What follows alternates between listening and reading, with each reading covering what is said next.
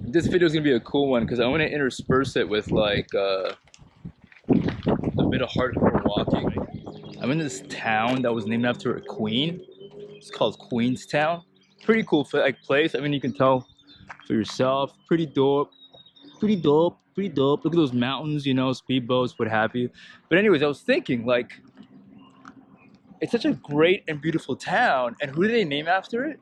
But the queen, you know, Queen Bee, Buzz Buzz, the Hive. But anyways, the cool thing about the queen is that it kind of took like a white woman to really get like the world in order, you know? She didn't even have to like refer to a manager. She just got into power and just set everything right, really. Take a queen. Now some of you are probably thinking, what are you talking about? She sort of had really, well, not really, but she had 4 kids, okay? The US, Canada, Australia, New Zealand, and she had this adopted one. His name was India. He was really good at math, so they took him in. But anyways, the cool thing about these countries is that they're like not only some of the biggest democracies in the world, right? But I mean, they are an example of just how great the English language is and what it does. Here's what I mean, right? So like language is culture, right? But it's also like a reflection of what's going on in your head, like your neural pathways and what have you. And certain languages just, they're better at incorporating other things into themselves. So for example, like if I have a language where I can't define something in reality, then it means I can't put a border around it and exploit it. Now you go to thinking, what are you talking about? See, the great Andrew Schultz, you might know who he is, comedian, he talks about how his parents were able to start a business by being able to define what it is that they were doing. So once you define something, you put borders around it, you understand it, the key there is understand, but then you can also, you know, exploit the thing that you understand. That is why we learn things, guys, is to exploit it, you know? To exploit it, but also, like, I mean, you want to exploit it in a sustainable and reasonable manner. Otherwise, if you use too much of it, you can't continue to exploit it, you know? To quote management, take only what you need, you know? Yeah, defining something. And that's the beautiful thing about English. It's one of those languages that incorporates other things into it. It is an international language of business, see? It's on the same lines of like exploitation, but yeah, it does work, yeah. It does work. Now you guys might be thinking, oh, weren't there like other colonies, you know, like the French and the Spanish and the Portuguese? Guys, they didn't do so well, all right? I mean, the French, yeah, they had a few colonies in Africa. Let's not even go there. I mean, they didn't do so well. Why? Because the language was limited. You know, it isn't as great and powerful as the English language. And you were thinking, how about the Spanish? Yeah, they did conquer most of South America, right? But back to my point, the language is limited. Why is it limited? Because they can't always define everything within their reality. To give an example, in Spanish, they refer to all Asians as just chinos. That's what they call it, just chinos. It's obviously in reference to Chinese, but not all Asians are Chinese. You know, there's differences within that content. You got to understand the borders, you know, the fine differences. You have to be able to cut nature at its joints in order to have power over nature. You know, otherwise, if you're confusing two things for the same thing, it's not going to work well, you know? Like it's going to be messy, very confusing. People will not want to work with you, really. I mean, again, it comes down to defining, you know? Being able to discern. But yeah, back to the Queen Bee, Buzz Buzz. You know, the white woman who really put the rest of the world in order. She, after she gave birth to these four great countries, one of which was very rebellious, you know, America, decided to do his own thing, didn't want to be around Queen Mom anymore, you know, very freedom. Like, he was more of the entrepreneurial type, America. Yeah. He didn't like being told what to do. Interesting. Canada, on the other hand, was like, you know, the stay-at-home son. He took a while to leave. It's probably why he was her favorite. He was a basement dweller, if you will. Queen Mom, Canada. India, on the other hand, I mean, he obviously has some like identity issues. He was not so much as identity issues. He felt like he wasn't loved the same way Canada was loved. You know? Because he was adopted. But he was very good at math. That's probably she kept him around. And there's Australia, you know. Also very rebellious, but not to the same extent as America. Like, he was rebellious, but a little too rebellious, you know? So she had to, like, send him overseas to some, like, continent in the middle of nowhere. Then there was little New Zealand, you know, the last one. The baby, if you will. Very spoiled, you know? Sort of got to do whatever he wanted, but, like, he wasn't really judged the same. He didn't have the same expectations as the other ones did. So you could do cool things like this, you know? In New Zealand.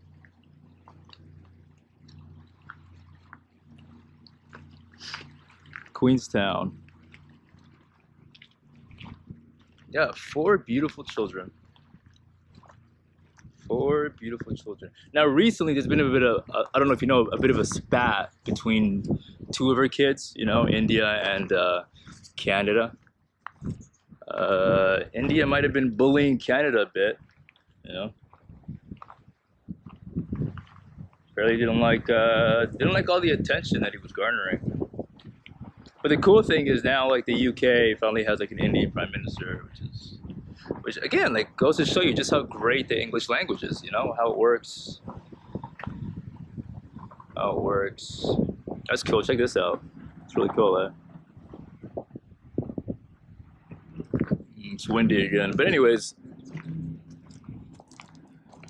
yeah. I don't know, I've been thinking about this for a while. It really did take like a white woman to really set the world into order, you know? And she didn't have to call the manager. Now people are saying, why are you gargling English's balls? Because it works, guys. It really does. To really understand something, you have to be able to define it. And once you define it, accurately define it anyways, it means you can exploit it. You know? But in a sustainable fashion, because if you take too much, you know, to quote management, take only what you need. Management. And take too much, you run out, and the party's over. Yeah.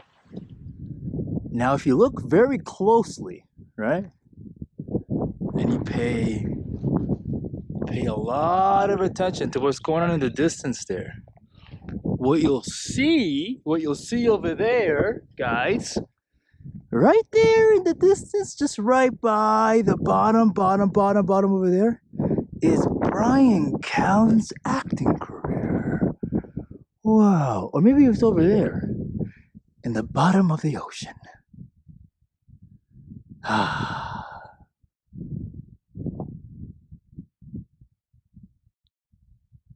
There it is.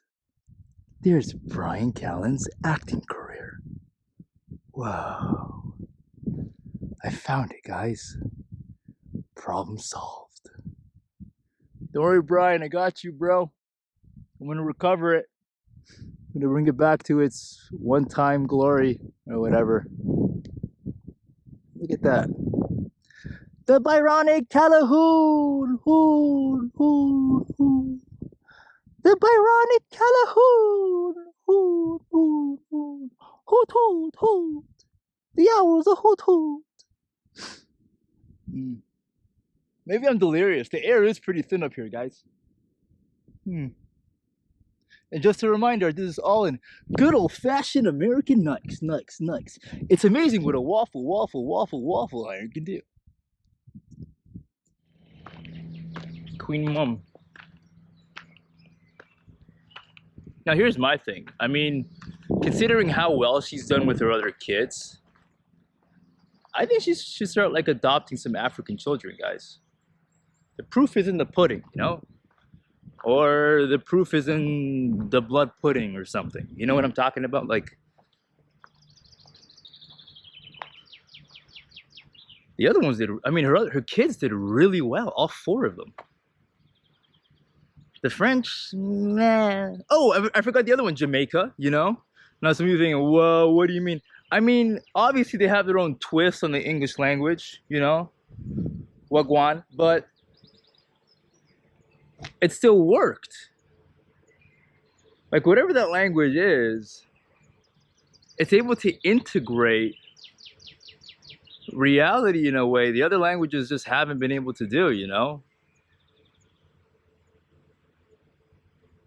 They haven't been as successful.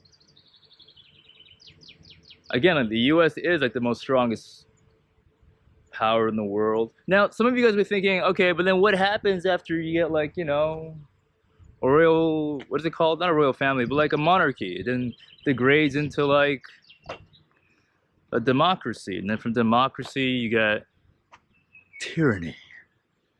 Now, is that where we're headed historically? I don't know. But that's not what I'm trying to get at, you know? It is weird though, eh? Yeah. The greatest kingdom was like the monarchy, and then it led to her children, which were then democratic. But anyways, yeah, so as I was saying, I mean, considering how good her child rearing skills are, you know, good old Queen Mum, maybe she should start adopting some African children, you know, through some World Vision program or whatever. She seems to know how to run a good household, you know. She doesn't need the manager to get things done. She kind of gets things done. And if you refer to my other videos, I mean, I even talk about, like, you know, some of the greatest leaders the world has ever known. You know, I mean, if you're a fan of Obama or Drake, Kim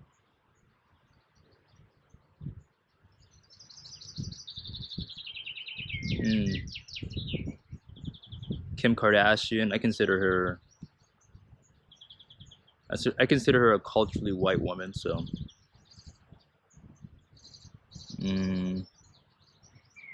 yeah, good old Queenstown. Good old Queenstown. Queen Mum. English works. English does work. You know? The proof is in the pudding. The proof is in the pudding. I mean, I'm living proof that it works, really. You want to know how I was living? Like, New Zealand was like one of the first islands to... It was one of the first islands... Well, not sorry. It was one of the last colonies to be... One of the last colonies to be colonized by Mr. James Cook. You know, explorer. A guy right there on the tip of things, you know, right on the edge of the unknown. But then he can just, you know, start marking some borders, and then after him, well then, everything is sort of just set in stone. It's a lot of power in that, eh? But anyways, yeah, because it was unconquered land. He claims it. You get to define it. You get to set the rules, really. Yeah. Yeah, but back to that. Yeah, as a kid, I had like a little school project. A little school project with that had to do with like James Cook and like the explorer. And it's weird how like years later, I'm sort of just unconsciously going back to a lot of the things I learned in school, you know? School. School is that place where they take children and then they become children of the state. See, we remove you guys from your mothers, and in place of your mothers, it's this abstract thing called the country, your nation you belong to. And if it works well, right, during your rearing, you become productive members of this new mom called the state. That's what school is. We get you when you're young. Yeah, we'll take your children. We're sort of like Freddy Krueger, but like a lot better, you know? Or nicer. Mm.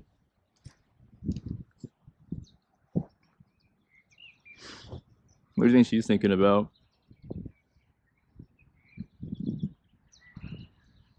A boy? Mm. Her future children, you know what they'll be? Who they'll be? Yeah.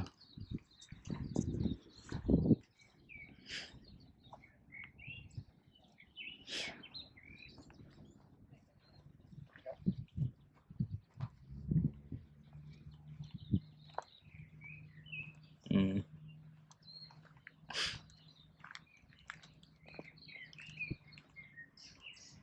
Yeah.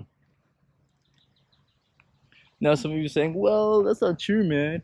Christopher Columbus discovered North America on behalf of the Spaniards. Yeah, but then it kind of took like the English to really get things in order, you know? They don't have like siestas in the middle of their conquering. Anyways, I don't know. I don't know, just some thoughts I had.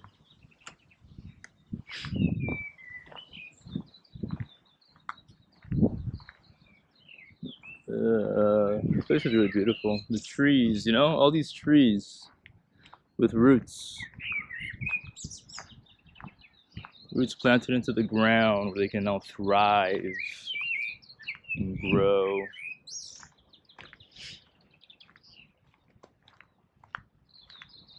Mm.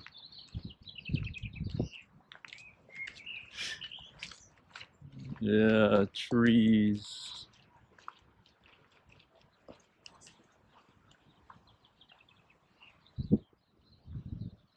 Look at that. Sequoia Dina, I can't even read what that is. Wellingtonia? Look at the roots on this thing, eh? It's deep! These roots are deep! It's not going anywhere, eh?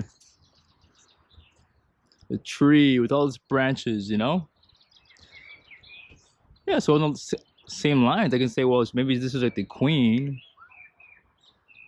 And then these branches are all her children, you know? All these states that came out of it.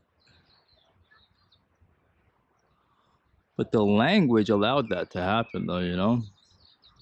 Now you might be thinking, well, English today isn't the same as it was back then. And it evolved. I mean, it has Germanic roots, obviously. I mean, there's a lot of things that happened during his primordial. Am I saying it right? You know, primordial stage. It obviously isn't the same language as it is today as it was then or then today, whatever. But it is. There's some sort of quality about it that allows it to, like, you know, evolve, absorb. You know, it's very malleable. That's the word that I'm looking for here. So yeah, it's very malleable.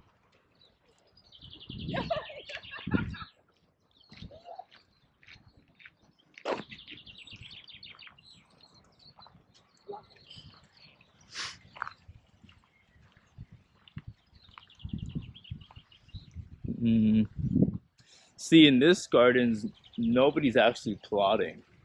See? Game of Thrones. I'm not plotting. I'm just like enlightening, you know? Trying to give you an idea of how things work. Things aren't so like dark and sinister. Oh, look at this one. Ooh, this is a California redwood? Probably not. I don't know. It says California on it. California knows how to party. California. You think they uprooted this thing from California and put it here instead of roots over here? I guess it integrated well just because, you know, like it spoke the same language. Whoa. California knows how to party in the city. Yeah. Wow, this is so cool. Some of the thoughts are percolating in my head. I've been to the mountaintop. Yeah, I'm pretty sure MLK would have been more of a Kathmandu guy than a Patagonia guy.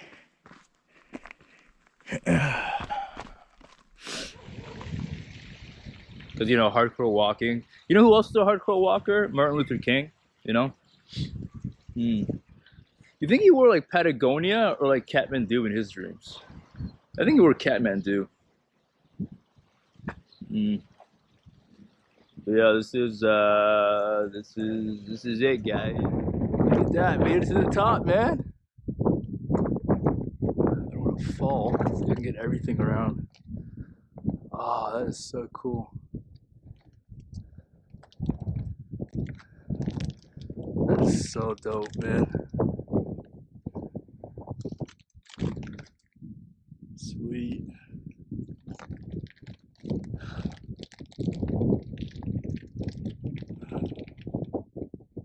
I think I won a bet. Somebody bet me I couldn't come up here in nothing but a pair of, like, you know, good old-fashioned American Nikes. Nice. It's amazing what a waffle iron can do. Look at that. That's cool, man. I am so hungry, though. Jeez. I'm famished. Yeah, I can go for like a nice burger right now, you know? Good old-fashioned, maybe some McDonald's after this, eh? Some good old-fashioned American McDonald's, eh? Yeah. I was thinking about the schnitzel, bro. Yeah, schnitzel, alright. We'll grab a schnitzel, bro. Nice. This thing is pretty dope too, eh?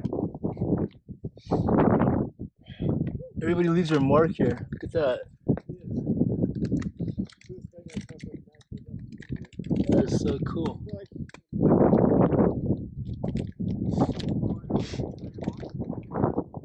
So this is 1.5 kilometers, eh? Up, eh? Yeah, from the Queenstown. Yeah, from Queenstown. It's pretty cool. 1.5K.